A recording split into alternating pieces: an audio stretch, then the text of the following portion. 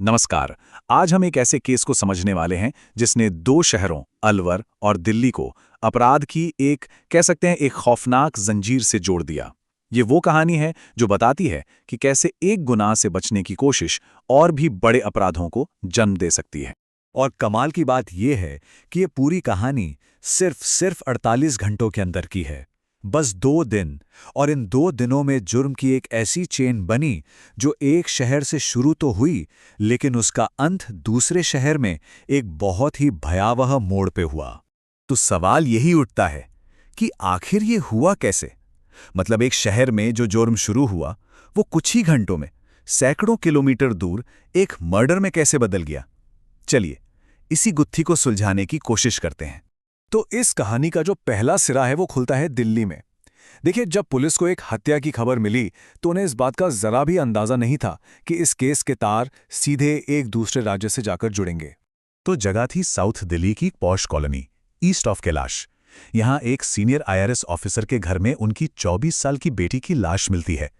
घर के अंदर, मतलब जिस हालत में वो मिली, पुलिस को यह समझने में 1 सेकंड भी नहीं लगा कि ये कोई मामूली बात नहीं, ये सीधा सीधा हत्या का मामला है। तो अब पुलिस के सामने सबसे बड़ा सवाल और सबसे बड़ी चुनौती यही थी कि कातिल तक कैसे पहुंचा जाए। और इस केस की सबसे हैरान करने वाली बात यह थी कि संदिग्ध कोई अजनबी नहीं था। तो पुलिस को जो सबसे पहला और सबसे जरूरी सुराग मिला वो टेक्नोलॉजी से आया। जब आसपास के सारे सीसीटीवी कैमरों की फुटेज को खंगाला गया तो कातिल तक पहुंचने का एक सीधा रास्ता मिल गया। फुटेज की जांच से जो मुख्य संदिग्ध सामने आया वो था 23 साल का कृष्णा। और सबसे शॉकिंग बात क्या थी? ये कि कृष्णा सिर्फ 6 महीने पहले तक उसी परिवार के लिए घरेलू नौकर का काम कर चुका था। इसका मतलब साफ था, वो घर के हर कोने से, परिवार की हर आदत से अच्छी तरह वाकिफ था। तो ये सब कुछ सिर्फ 48 घंटों के अंदर कैसे हुआ? चलिए अब अपराध की इस टाइमलाइन को देखते हैं जो पूरी कहानी को परत दर परत हमारे सामने खोल देगी। तो ये टाइमलाइन देखिए, ये पूरी कहानी बयां कर देती है। मर्डर से ठीक 48 घंटे पहले आरोपी ने राजस्थान के अलवर में कुछ अपराध किए।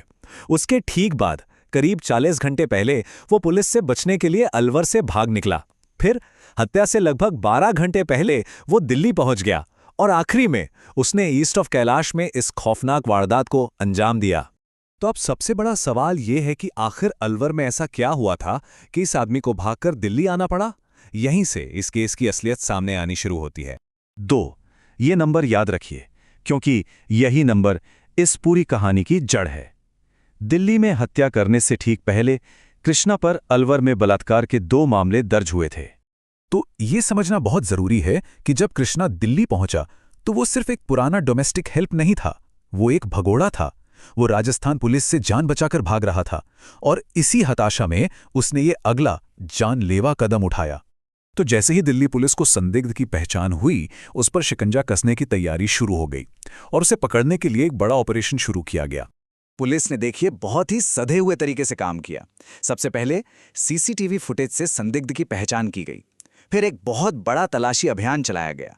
इसके बाद टेक्निकल सर्विलांस का इस्तेमाल हुआ, यानी उसकी लोकेशन को ट्रैक किया गया। और जानते हैं हैरानी की बात क्या थी? ये ट्रैकिंग पुलिस को सीधा वापस उसी जगह ले गई जहां से ये सब शुरू हुआ था, अलवर, राजस्थान। और बस वहीं पर एक कोऑर्डिनेटेड ऑपरेशन में उसे धर दबोचा गया। इस सफल ऑपरेशन के बारे में साउथ ईस्ट दिल्ली के डीसीपी राजेश देव ने खुद पुष्टि की। उन्होंने बताया कि आरोपी को राजस्थान के अलवर से गिरफ्तार कर लिया गया है और इस केस पर कई टीमें एक साथ काम कर रही थी। उसे ट्रैक करने के लिए टेक्निकल सर्विलांस का ही इस्तेमाल किया गया। और आखिर में ये पूरा मामला एक बहुत ही गंभीर सवाल पीछे छोड़ जाता है। सिर्फ 48 घंटों के अंदर अपराधों का इस तरह एक के बाद एक बढ़ते जाना, मतलब एक गुनाह से बचने के लिए लगातार दूसरे गुनाह करते जाना, ये किसी अपराधी की हताशा और उसकी सोच के बारे में हमें क्या बताता है? सोचने वाली बात है।